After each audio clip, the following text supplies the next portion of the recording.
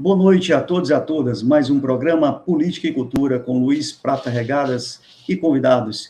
O tema do programa hoje é o cenário político do Ceará atual e o nosso cenário brasileiro, como é que anda aí.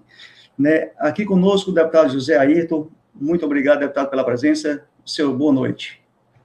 Boa noite, Luiz. Boa noite a todos. TV Habilidoso. Boa noite a Júnior e a todos que estão nos assistindo nessa oportunidade. Júnior, jornalista, analista político e atua no jornalismo investigativo contra a corrupção. Júnior, boa noite, seja bem-vindo e olha para a nossa tela aqui, por gentileza. Boa noite, Luiz. Boa noite, deputado. E um abraço a todos aí que estão nos ouvindo aí. Júnior, outra tela, viu? Agradecer aí a Maria, a Cleide, quem está entrando, vai comentando, vai divulgando aí o canal. E se liga na programação do canal, que toda segunda-feira, às 9 horas, tem um programa do jornalista Márcio Rodrigues, Mundo do Trabalho. De segunda a sexta, retransmito o programa do blog Rogério Gomes, Em Dia com o Ceará, um jornal aqui no blog. Toda terça-feira nós estreamos um programa com o professor Clésio Arruda, Cleiton Monte, Adriana Alcântara, que é um programa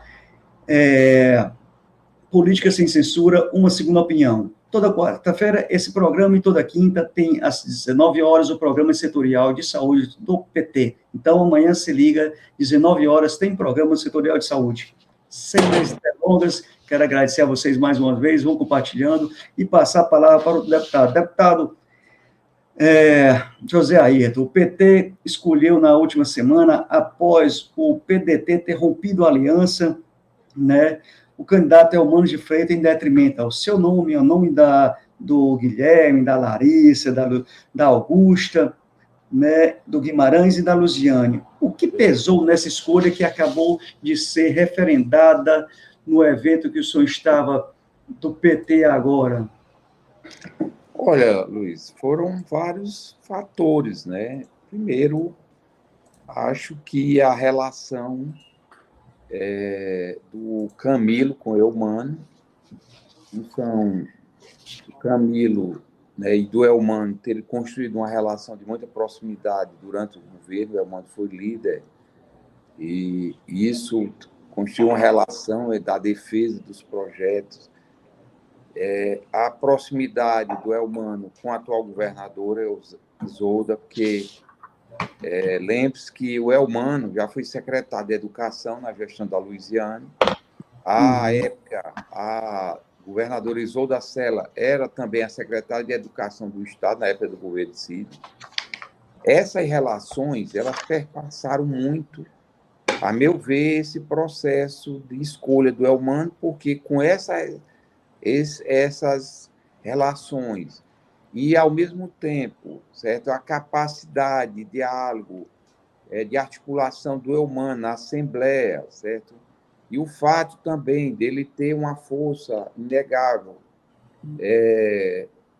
na região metropolitana. E também o fato dele também ser um parlamentar que não está, de certo modo, assim, atrelado a nenhuma corrente, a nenhum grupo político. Ele tem uma posição de independência, embora tenha uma proximidade maior com a Luziane. Eu creio que o perfil do Elmano se enquadrou perfeitamente para que ele pudesse ser o indicado, o escolhido, com a sua capacidade, o seu perfil. E, evidentemente, acho que nas pesquisas também qualitativas, embora quantitativas, tanto o meu nome como o nome da Luziane, sem sombra de dúvida, eram os nomes mais credenciados, até porque já teve divulgações anteriores das pesquisas do Vox Populi que foram feitas anteriores. Nós nos colocamos numa posição maior e melhor, mas talvez qualitativamente. Então, eu atribuo uma série de fatores de relacionamento, de confiabilidade, de proximidade, de todas as pessoas aqui que foram citadas, o Camilo, a Isolda, o apoio dos partidos e a unidade dentro do PT. A meu ver, tudo isso desagou nesse nome que hoje acabamos de aprovar, inclusive, no encontro estadual do PT, por unanimidade, para que ele possa avançar nas conquistas que nós obtivemos com o governador Camilo e agora com a Isolda aqui no Ceará. Deputado, não pesa sobre o Elmano de Freitas 2 derrotas em 2 campanhas nas prefeituras de Caucaia e de Fortaleza? Ou é uma campanha completamente diferente? Olha, eu penso que, primeiro, o Elmano ele teve um grande desempenho na disputa da sucessão da Luiziane em 2012.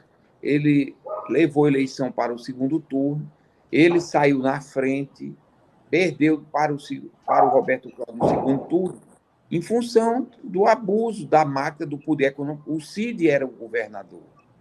E eles regimentaram o apoio assim muito ostensivo de toda uma estrutura das máquinas, das prefeituras, né, que foram mobilizadas e tomaram de conta aqui dos bairros, das comunidades de Fortaleza, e, é evidente, fizeram uma campanha muito pesada e ele perdeu, mas perdeu por muito pouco.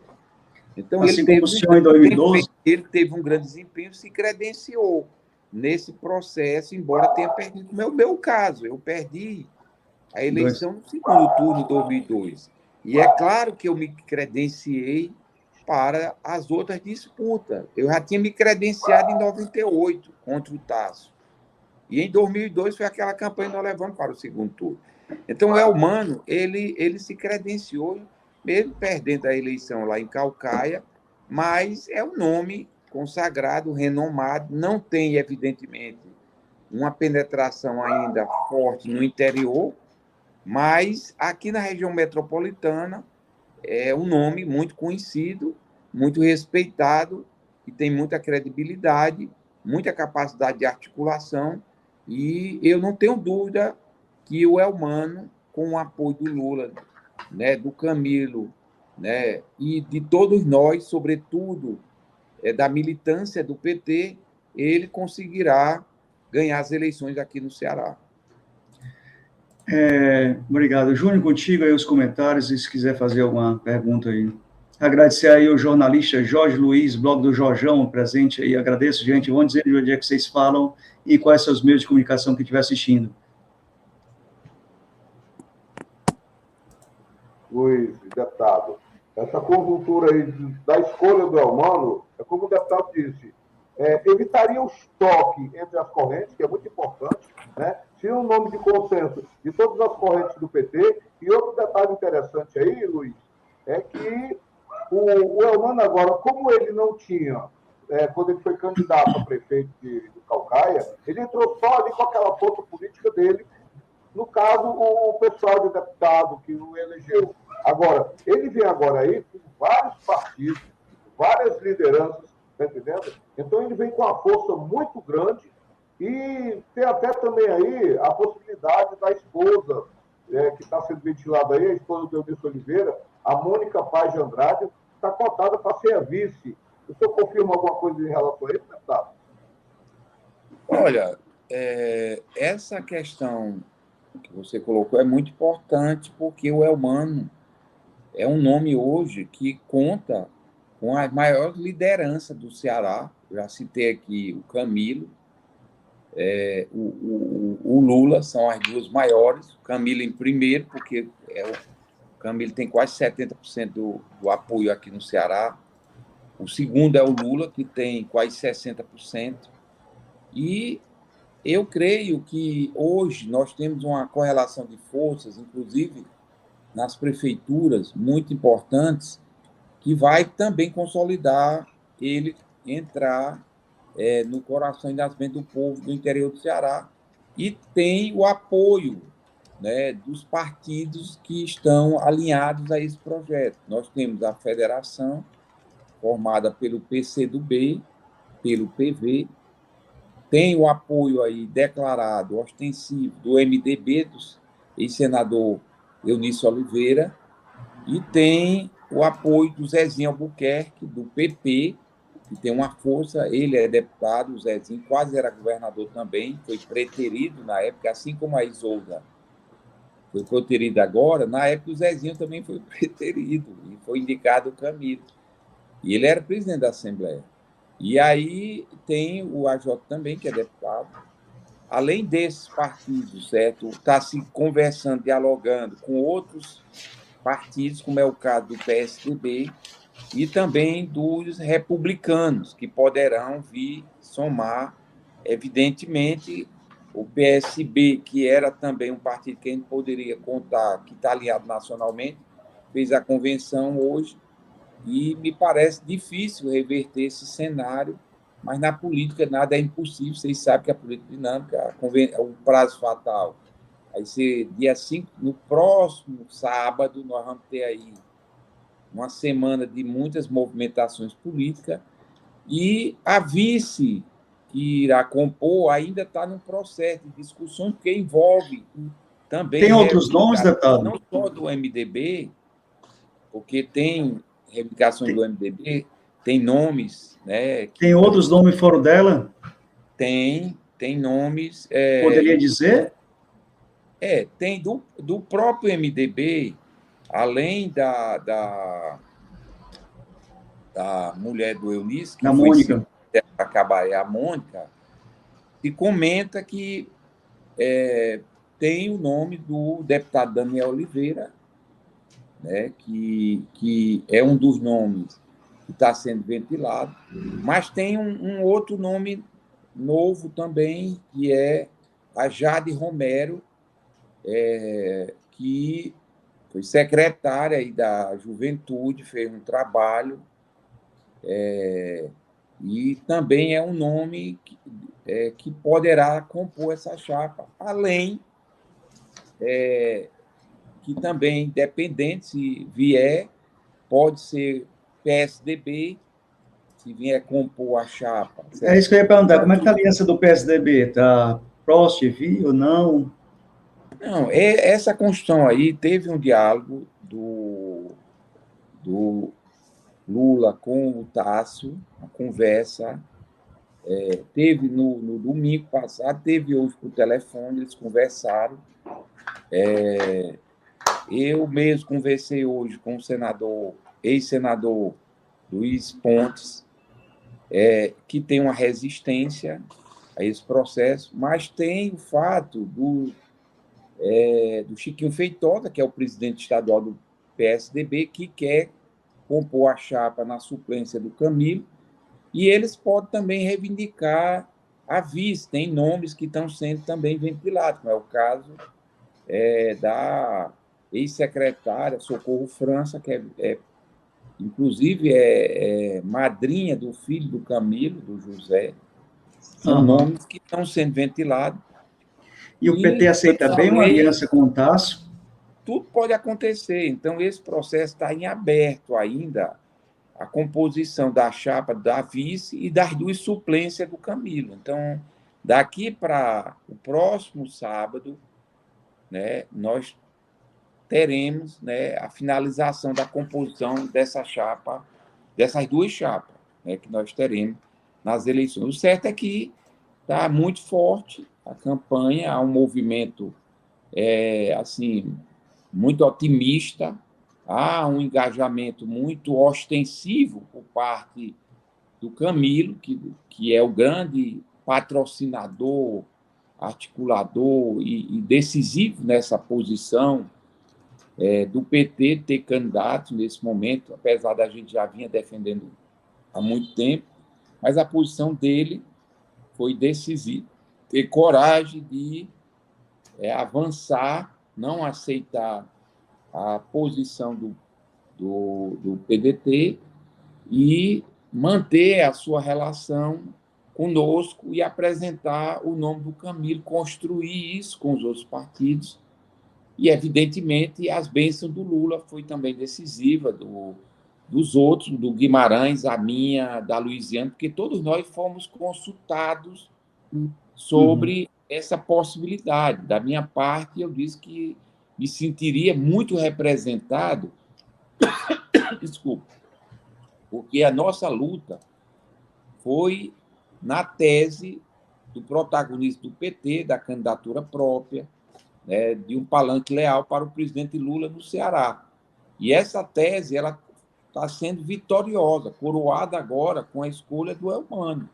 Então, para nós, o importante era essa posição de protagonismo, de um palanque leal, de um nome de preferência do PT, e eu me sinto muito contemplado. E disse isso antes da escolha da indicação do Elmano. E, para mim, muita satisfação, porque eu acho que o Elmano é um quadro muito mais qualificado do ponto de vista político partidário, porque ele tem uma vivência, ele tem uma relação, ele conhece mais, né, como é que a funcionalidade, inclusive, interna dentro do PT. Isso e dos partidos com as alianças na Câmara dos Deputados, né, que ele teve bem nesses últimos anos, né, Lá? Desculpa, eu não consegui ouvir. Estou dizendo, ele teve à frente nas coligações, nas alianças, né, na Câmara dos Deputados, ali como líder, né? Pois é, tudo isso teve essa conjugação de fatores que facilitou muito a escolha dele como o nosso candidato a governador. E todo mundo está muito empolgado, está muito unido. Nós temos a convicção de que a campanha aqui vai ser muito polarizada entre dois projetos, né? O projeto conservador, liderado aí pelo capitão Wagner, com o apoio do Bolsonaro, que ele vai ter que se posicionar, e a posição nossa, né, do campo progressista, da esquerda, com o Lula e o Elmano liderando isso com o Camilo, porque há uma diferença dessa campanha. Nós vamos ter o Camilo senador, nós vamos ter o Elmano governador e nós vamos ter o Lula presidente. Então, naturalmente, a campanha aqui já está polarizada, porque ela já é polarizada entre dois campos, o campo da direita e nós, do campo popular, e, a meu ver, isso vai afunilar de forma que nós poderemos, aqui no Ceará, ter um resultado até surpreendente, porque eu sei que as pessoas se preocupam com a divisão que teve aí com o PDT, mas eu não tenho dúvida que a campanha do Lula, do Camilo e do Elmano, ela vai entrar num ritmo acelerado de polarização, inclusive colocar para a sociedade o risco do projeto conservador da elite atrasada do Ceará, liderada aí pelo capitão e pelo Bolsonaro. Então, eu acho que nós vamos ter uma campanha bastante assim, bem empolgante, movimentada, mas ao mesmo tempo bem polarizada, certo? E por isso que, a meu ver, a candidatura do PDT aí, do Roberto Cláudio, que já estava na convenção altamente avariada, né? O barco do PDT já sofreu um baque grande na convenção, quando escolheu o Roberto Cláudio, porque as principais lideranças do PDT, primeiro, a governadora não deu apoio nem foi. Segundo, o presidente da Assembleia, Evandro Leitão, nem apoiou e nem foi. Terceiro, os irmãos Gomes, o Cid e o Ivo, não foram. Entende? Então, o barco... A própria governadora estava avaliado. Já falou. Mas, deputado, deixa, a gente está chegando ao meia hora do programa aqui, para não alugar muito seu tempo. Eu queria agradecer aqui ao senhor, ao Júnior, que está aí com a gente aqui. Né, lembrar também que é importante, que eu vou já cutucar o senhor, a governadora vem ou não para o PT, se sabe, ela se declara que vai se filiar ao PT.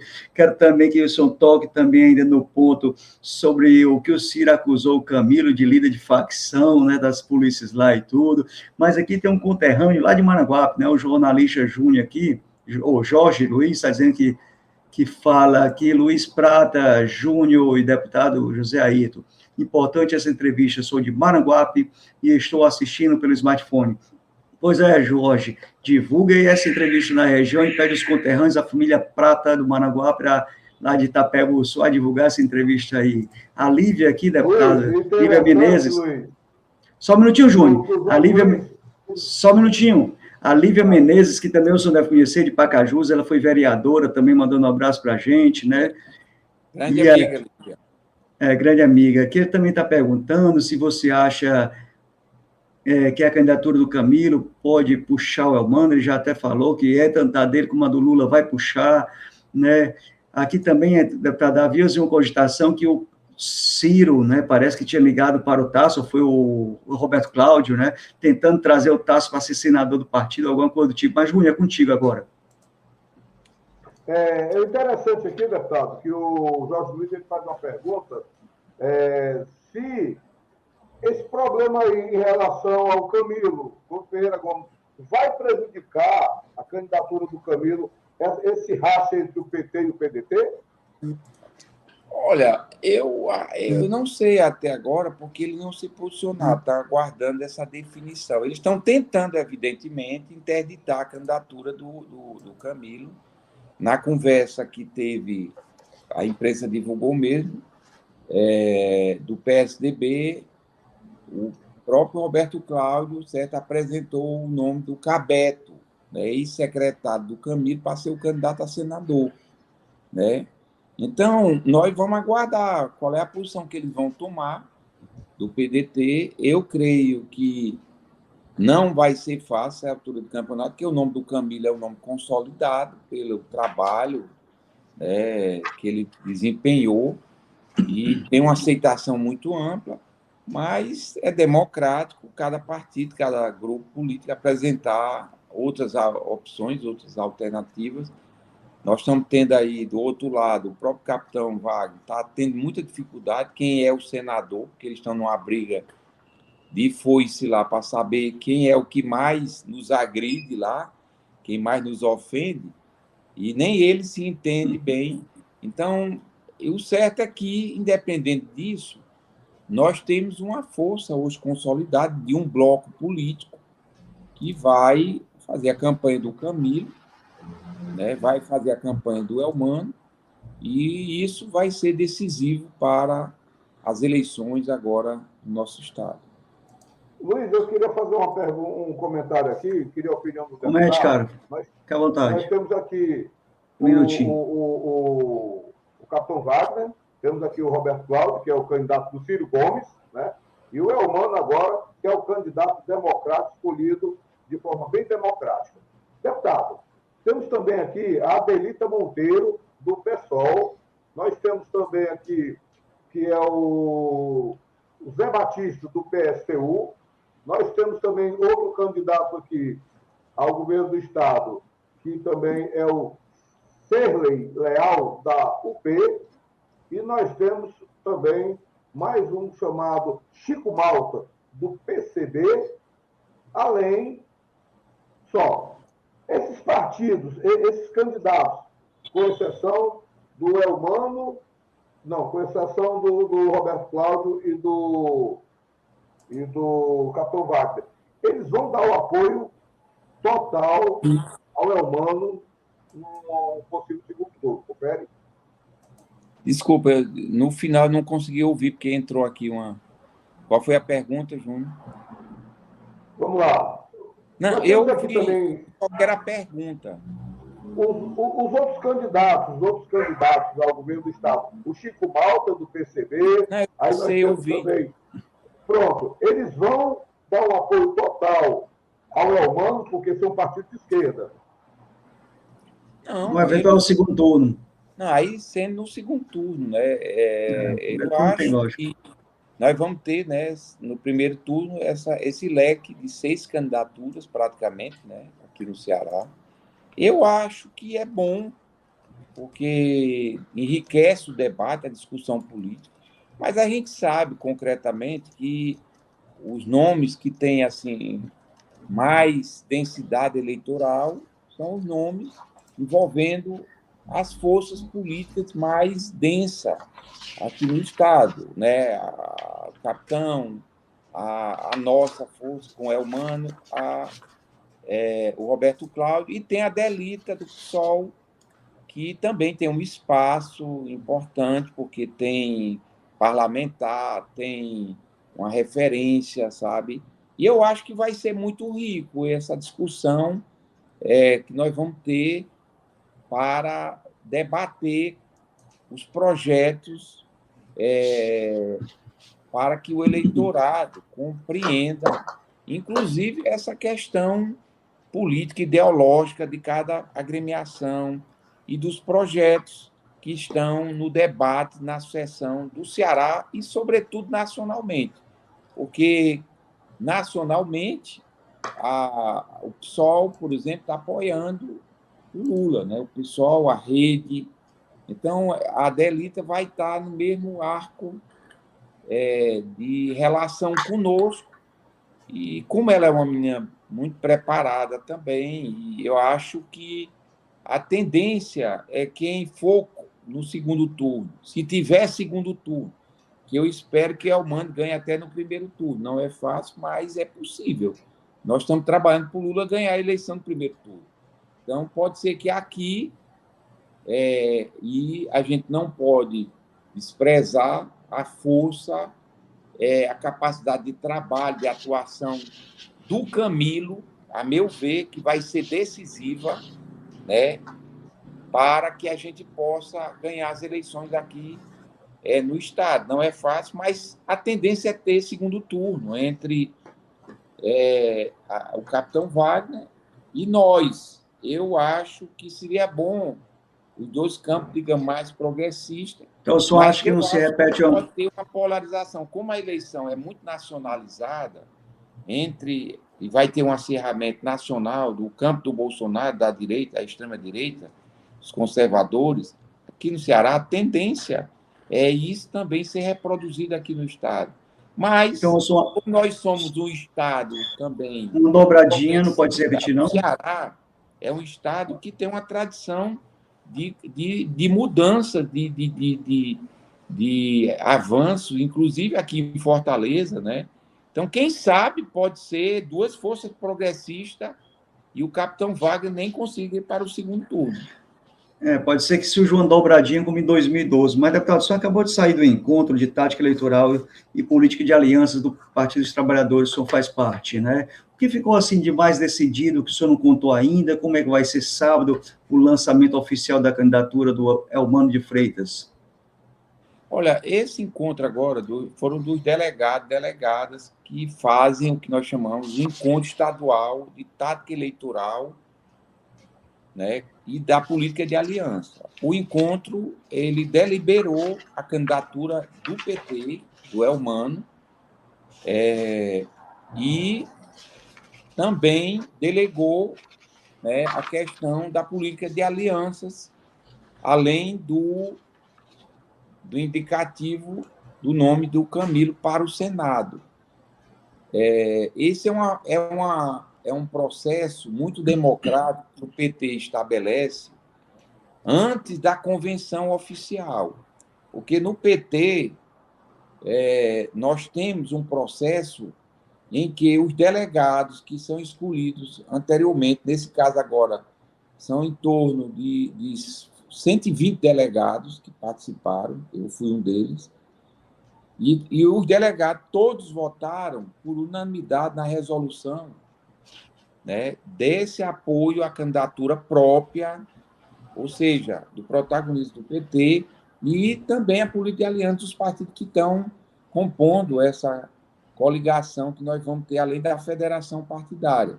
Então, o encontro serviu para isso, né, para a convenção que nós vamos ter no sábado apenas homologar o que nós já deliberamos pelas bases, pelos delegados do PT, que é muito representativo isso.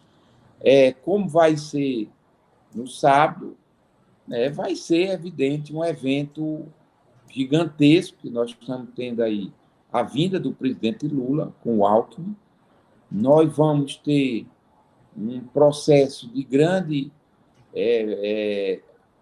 articulação da vinda de caravanas de todo o Ceará e até de outros estados que vêm participar, porque tem gente aí querendo vir do Piauí, tem gente vindo do Rio Grande do Norte, tem gente querendo vir da Paraíba.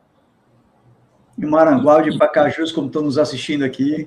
Então, vai ser um momento muito grandioso, festivo, de grande mobilização, de empolgação da nossa militância, que, de fato, o time vai entrar em campo e mobilizar nossas bases, e essa convenção é com muita expectativa, porque a vinda do Lula é exatamente nesse momento de unidade do PT, de agregação de várias forças lideradas aí pelo Camilo e de outras lideranças, entre elas o próprio Eunício, né, como eu falei aqui, o PCdoB, PV, o PP do Zezinho e de outros partidos que poderão compor. Então, vai ser uma apoteose da consagração, né, de uma tese, de um projeto de avanço nas conquistas do Ceará e de mudança para o Brasil com o presidente Lula. Quem sabe... Só um minutinho, Júnior. Fala. Júnior, quem sabe esse irmão da vice sai até sábado, né? Vai que a gente está nos últimos 10 minutos, Júnior. Eu queria comentar aqui com o deputado. O deputado deve ser considerado o padrinho do PT lá e PTK. O deputado federal Zé Ayrton foi o primeiro parlamentar, o primeiro petista aqui do Estado do Ceará que levantou essa briga pelo palanque leal ao presidente Lula. Então, deputado, eu sei que o senhor é o padrinho do PT lá, PTK. E a minha pergunta, quando o senhor falou aqui agora, o time do Elmano, o time da democracia, o senhor não acha que o vice do Elmano teria que ser um nome de peso, um nome que nós temos aí, Eunício Oliveira, nós temos o Zezinho Albuquerque, alguém que dentro dessa articulação pudesse articular alguém de peso para que desse bombasticamente uma chapa, porque o capitão, ele andou subindo, ele cresceu devido a esses problemas do PDT criado pelo Ciro Gomes. Porque não vem me dizer ninguém que o Ciro Gomes é inteligente. O Ciro Gomes, ele é detentor de conhecimento, porque se ele fosse inteligente, ele estaria mostrando ao público o quê? Propostas de políticas públicas, de como seria a governança dele para o país. E não está criando problema como ele criou e rompeu aí uma grande aliança que já havia há muitos anos. Como é que o senhor poderia ver isso, deputado? Olha, Júnior, eu acho que assim, o ideal, né, nem sempre é possível. Né? É claro que bons nomes nós temos,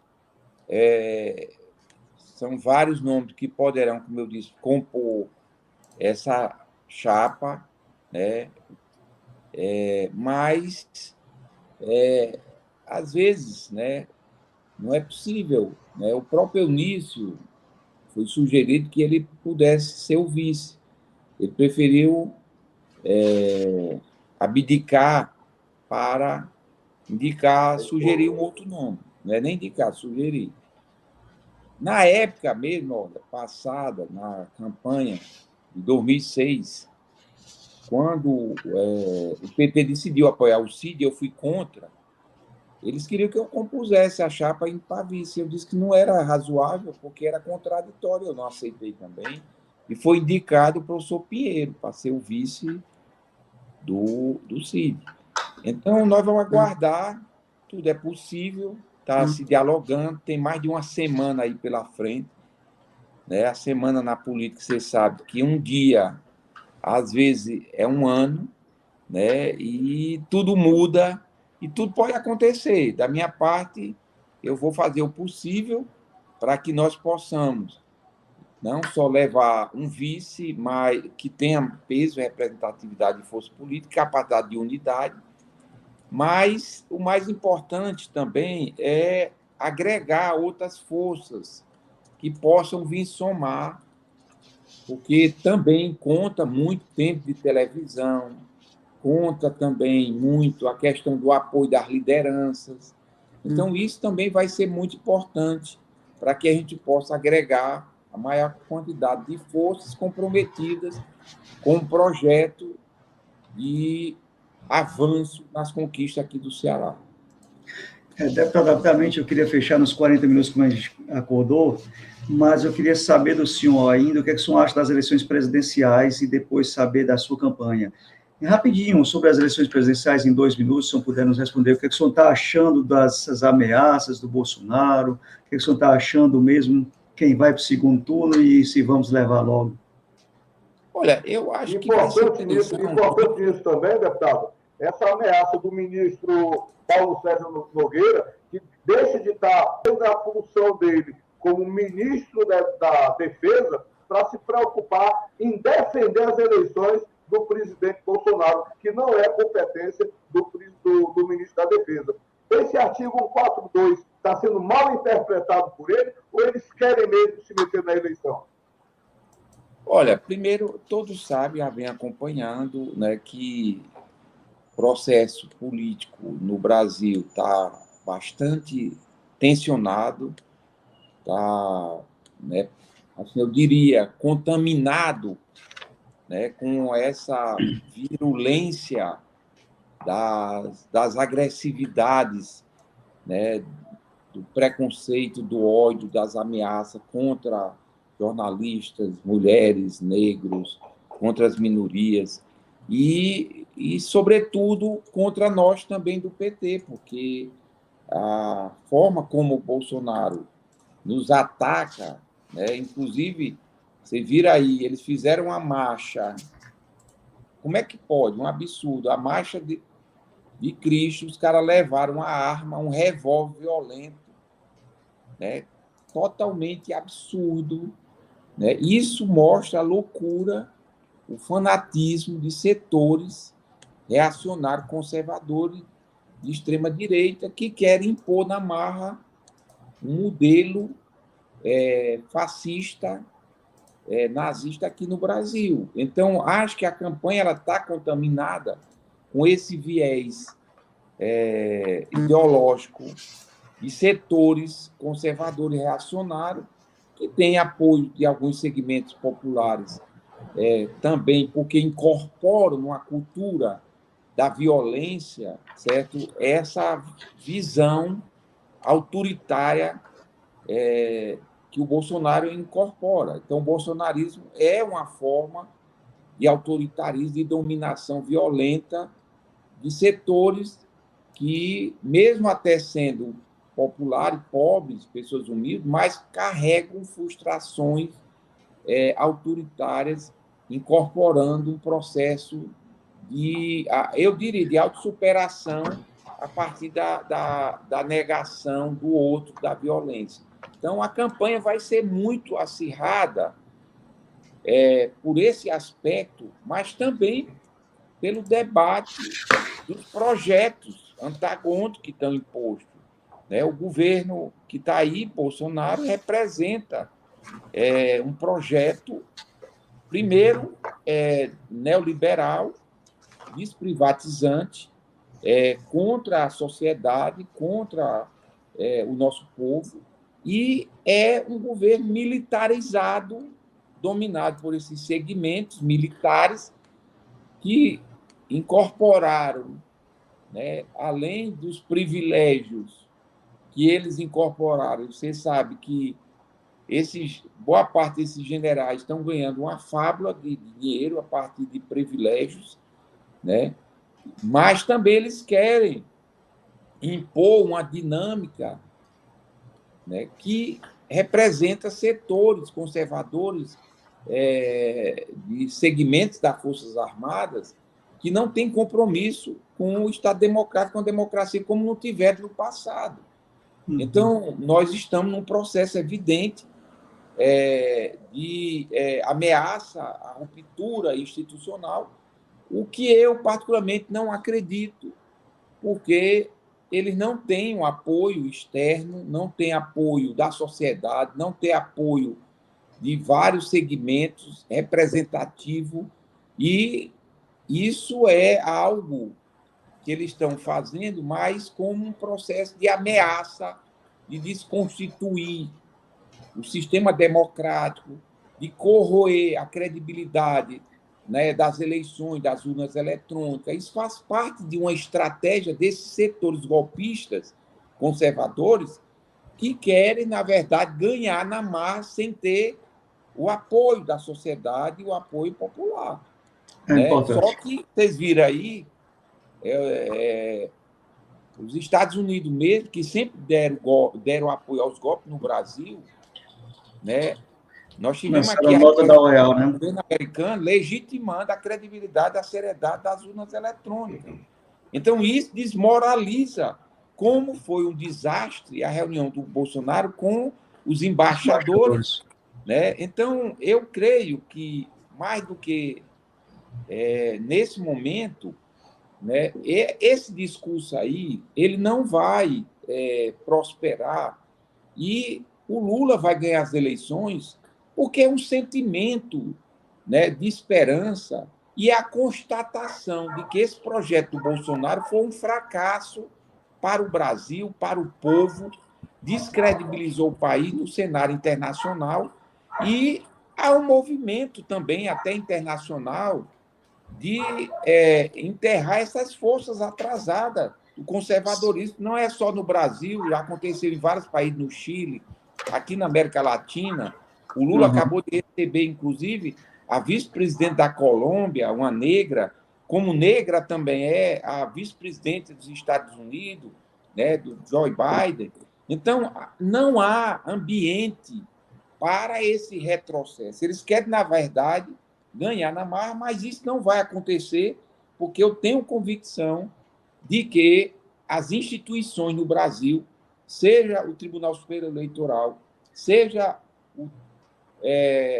o Supremo Tribunal Federal, seja as outras instituições democráticas do país que já deram constatação e a própria representação parlamentar, porque nós temos hoje o Congresso Nacional, né, o presidente do Congresso, né, dando uma clara demonstração de que quem ganhar leva as eleições.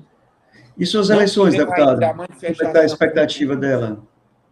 Sua reeleição, como é que está a expectativa dela? Eu estou muito tranquilo, porque, assim, olha, eu trabalho muito, eu sou um homem muito focado na missão que Deus me deu para servir.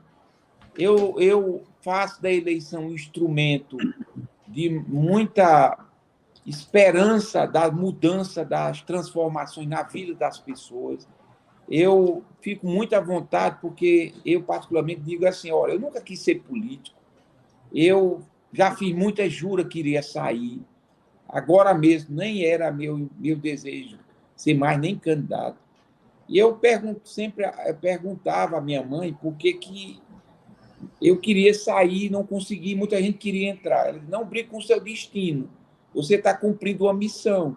Então, política, para mim, é missão que Deus me deu para fazer o melhor, fazer o bem, ajudar e mudar a realidade, como eu sempre fiz na minha cidade, quando eu fui prefeito, né? E que venho fazendo como deputado. E eu tenho assim uma fé inquebrantável, porque eu sou um homem que acredito em Deus, rezo todo dia, de manhã e de noite, e eu acho que Deus tem um propósito de iluminar o coração e as mentes das pessoas.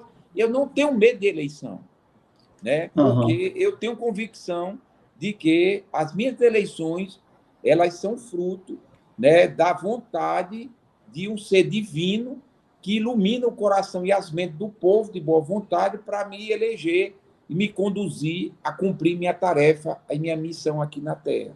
Então, eu estou muito tranquilo, tenho certeza que vou ser reeleito mais uma vez para o 5º mandato de deputado federal, não tenho 1 milímetro de dúvida, 1 milímetro, zero. Aposto com quem quiser, entendeu? Como vamos ganhar as eleições novamente para honrar os meus princípios, meus valores, meu compromisso de lutar para transformar e melhorar a vida do povo, seja da minha cidade, seja do Ceará e seja do Brasil e do mundo. Então, esse é o nosso compromisso. Eu digo que o voto é secreto. Eu digo que o voto é secreto. Eu torço pelo deputado e nós estamos juntos. Já não pode mais ser mais secreto, que eu já disse. Não, o voto é secreto, mas pode abrir o voto. Aqui é declarado. Júnior, peraí, só um minutinho que a gente está passando o tempo dele, vai 45 minutos. Eu quero agradecer aqui também o Simval, que está aqui presente, né, dando parabéns pelo deputado, que é presidente do Sindicato dos Trabalhadores Rurais de Pacajus. O voto é secreto, mas é um direito de cada um declarar seu voto. Eu mesmo vou votar, vou declarar meu voto aqui. Vou votar no Lula, eu vou votar no Eumano, eu vou votar no Camilo, senador, vou votar em mim, 1333. Vocês sabem o que é 1333? Meu número? Que é 13 do PT, é 13 Nossa Senhora de Fato, que eu sou devoto, 33, que é a idade de Cristo, que eu sou também. E eu sempre digo para as pessoas: quem votar em mim está abençoado. E vou votar no deputado estadual. Me reserve o direito, que eu não posso declarar aqui, porque vai gerar... Solta o furo para a TV do Habilidoso aqui. Considerações finais, Júnior, e a pergunta para ele responder também, e a gente finalizar. Porque o povo está agradecendo a todo mundo que está participando ali com a gente. Explorando um pouco o lado jurídico do deputado também, o vasto conhecimento que ele tem dentro do ordenamento jurídico, que é as instituições. Elas poderiam, as instituições, Bolsonaro já era para ter sido deposto e preso, principalmente após essa palestra junto com os embaixadores. Eu pergunto ao deputado, o presidente da Câmara, o Arthur Lira, ele está com a mão no orçamento secreto, é o homem, para mim, na minha concepção, o homem mais poderoso do país hoje. A minha pergunta, 7 de setembro, não mete medo na gente, não. Um 7 de setembro, um golpe, porque a eleição para Bolsonaro é a garantia dele não ser preso com o filho dele. O que tu me diz, deputado? Fala mal do Lira, não. Olha, Júnior, o Lira, primeiro, é um parlamentar como eu sou. Aliás, eu tenho mais mandato do que ele, porque ele só tem 3. Mas ele tem a família toda política. O pai dele foi prefeito, é prefeito atualmente, foi senador, deputado. E é evidente que o Arthur Lira, como um parlamentar que sabe a importância da representação popular e do parlamento e a força da Câmara, do deputado, como o nosso presidente do Congresso, Rodrigo Pacheco, né? O Lira vai reconhecer e saberá, eu não tenho dúvida disso, e ele vai legitimar aquele que for melhor escolhido pela população democraticamente, né? Se for o Lula, pode ter certeza que ele vai, junto com o presidente do Congresso, dar posse ao presidente, vai defender a democracia, entendeu?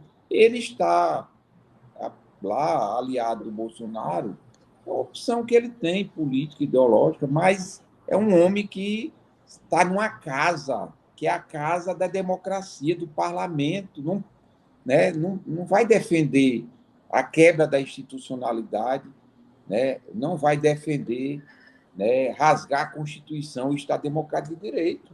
Eu tenho certeza disso, isso eu tenho tranquilidade. O que vai acontecer, o que o governo quer fazer em alguns setores, é toda essa movimentação para intimidar, para amedrontar, para gerar um clima de insegurança. Mas, rapaz, não tem clima no Brasil, né? As Forças Armadas do Brasil, né, por mais que tenha alguns componentes, como sempre teve em qualquer setores, eu sou advogado, quantos advogados tem que defende são antidemocráticos? Advogados, entendeu? Quantos em outras, eu costumo até dizer assim, rapaz, a igreja, que é a instituição que deveria ter mais gente, mais correta, não é feita nem de santo. O Papa acabou de expulsar não sei quantos cardeais. Tu imagina em outros cantos. E nas Forças Armadas também não é diferente, não. Nas Forças Armadas tem os setores golpistas, tem os setores nacionalistas, tem os setores democráticos, entendeu? E eu não tenho dúvida que o ambiente político, a consolidação das instituições democráticas do país e o Supremo tem tido um papel decisivo nesse momento de fazer enfrentamento, de pedir, inclusive, abertura de processo, de prisões contra alguns malucos, fanáticos, golpistas. E nós temos uma democracia que é reconhecida no mundo, cara. Então, eu não acredito, em hipótese nenhuma, que esses setores que sinalizam uma quebra da institucionalidade, que vão fazer esse barulho, pode fazer como eles já fizeram em outros momentos, mas não vão quebrar porque não tem clima, ambiente, nem força na sociedade para isso, não, gente. Deputado, sobre isso, o Lula deu uma entrevista hoje na UOL, não sei se vocês já viram aí, perguntando como é que seria. Ele até falou que tudo é conversa, né? O problema é que a Dilma não conversava muito ali, porque tinha os problemas do Cunha, mas o Lula conversou, quer dizer, lá atrás, né, que ele também optou pela escolha, não foi o Xiringalha, foi o outro, aí foi eleito o Severino, né, e tudo. Então, quer dizer, o presidente não pode se fechar, tem que receber todos, como disse o presidente Lula hoje na entrevista. Então, ele vai conversar, vai negociar, vai ouvir. E a gente sabe que o Lula tem um jeito maleável de conduzir as coisas, na boa conversa, como está tendo o governador Camilo Santana, que está podendo trazer gente do outro lado, como a governadora, deputados, né, gente de secretarias, né, já está virando o barco, pulando para o lado de cá. Então, a gente vai ter uma eleição aí disputada, espero que seja disputado na boa política, no bom debate, com boas propostas de políticas públicas. Agradecer ao Júnior e a todos que nos assistiram, propague essa entrevista adiante. Deputado, suas considerações finais e muito obrigado pelo tempo aí, junto com a sua assessoria. Eu que agradeço essa oportunidade a todos que fazem, né, a TV do Habilidoso, aí na figura do nosso querido Luiz Regadas. Agradeço de coração, a confiança, ao Júnior, aos demais participantes, a todos os internautas que estão nos acompanhando. A gente está muito, assim, muito otimista, muito feliz, particularmente, viu, Júnior, que defender a tese do PT lá e PTK, do protagonismo do PT, né? Porque eu acho que foi uma vitória importante, sabe? Porque essa tese ela consolida um processo de alinhamento político, de avanços nacionais com o Lula e aqui no Ceará. Por isso que eu sempre fiz essa defesa, porque é muito importante que a gente possa avançar muito no Estado. Nós temos um Estado ainda muito desigual. Fortaleza mesmo, uma capital extremamente segregada socialmente, e nós precisamos avançar, e acho que ninguém melhor do que uma personalidade como o Elmano, que vem do interior, que conhece a realidade do povo, que tem toda uma vida dedicada à luta dos trabalhadores, das trabalhadoras, que sempre esteve lutando em defesa de justiça social, com o apoio do Camilo, que tem feito um grande trabalho, e com o Lula, e com os nossos aliados, né, dos partidos, prefeitos, lideranças, vereadores, e a imprensa, segmentos que querem o bem do Ceará, que querem um Estado, né, que a gente tenha o prazer de respirar a democracia e lutemos ainda mais por justiça social. Então, nós estamos muito empolgados, entendeu?, com esse movimento de que o Brasil vai sair das trevas, do retrocesso, e que o Ceará vai avançar junto conosco para não só mudar o Brasil, mas também aqui no nosso estado. Então, eu quero agradecer essa oportunidade, mandar um abraço de coração a todos que estão nos acompanhando, agradecer o apoio, o carinho, a dedicação, né, a amizade. Mesmo quem não votar em mim, só a amizade hoje é muito importante, isso, sabe? Tem muitas pessoas que não vão votar em mim e eu agradeço muito, porque só eles disseram que tem simpatia, eu já fico feliz. Porque quem sabe, né, aqui e acolá você vai encontrando outras pessoas e você vai contagiando o ambiente. Então, eu sou um homem que sempre faço bem, que gosto de ajudar sem saber o que isso vai me trazer, e eu só quero e tenho que agradecer todos os dias a Deus e a Nossa Senhora, né? E a Jesus e a todas as pessoas de bem que têm me ajudado a ser a figura que eu sou, né? Graças a toda essa construção coletiva, desde os meus pais, da minha família, dos meus amigos, e esse momento de transformação que nós precisamos ter muita fé, coragem, esperança de um Brasil melhor e mais justo para o nosso povo, que o povo precisa e merece. Muito obrigado, parabéns a vocês e até outra oportunidade que Deus assim nos permita. Obrigado, deputado. Obrigado, Júnior. Obrigado a todos e a todas. E amanhã, às 7 horas, tem o programa Setorial de Saúde do PT com o Valmic e o professor Giovanni. Então, até amanhã. Tchau, tchau. Boa noite. Valeu, deputado. Valeu, Júnior. Que Deus abençoe sua trajetória, deputado. Valeu. Que Deus abençoe, deputado, sua trajetória. Vai dar certo.